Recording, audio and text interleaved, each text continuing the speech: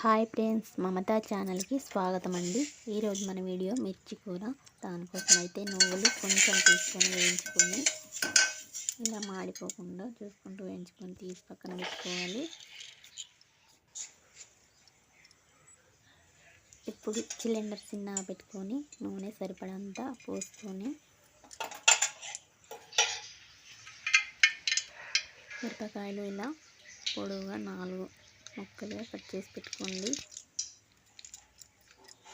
ఇవి కారం లేనివి, కారం ఉన్నవి ఒక 2-3 తీసుకొని కట్ చేసి పెట్టుకోండి. కొత్తిమీరకు, అల్లం వెల్లుల్లి పేస్టు,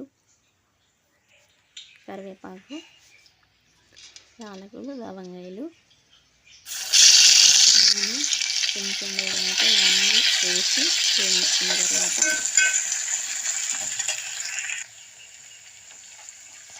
కొంచెం పసుపు వేసి కలపండి. అల్లం మాడిపోకుండా ఉంటుంది. సరిపడా ఉప్పు వేసుకొని కలిపిన తర్వాత కొంచెం కారం అయితే వేసుకోండి.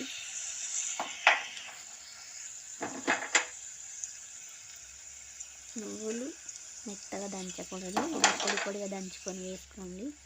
చిక్కటి చింతపండు కొంచెం పోసుకోండి.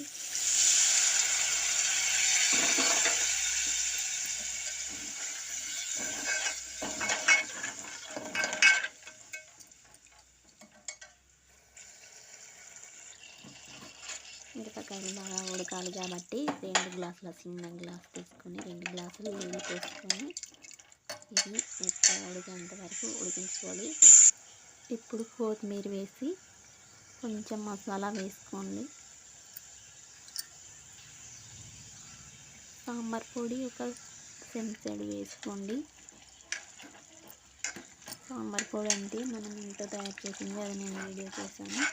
ఇది ఇలాంటి కూరలకి చాలా బాగా పనిచేస్తుంది. తప్పకుండా చూడని వాళ్ళు ఉంటే చూడండి నా వీడియో.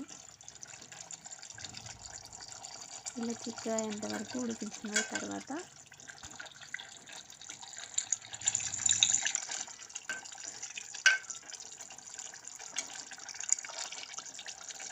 కొంచెం కొత్తిమీర వేసుకోండి.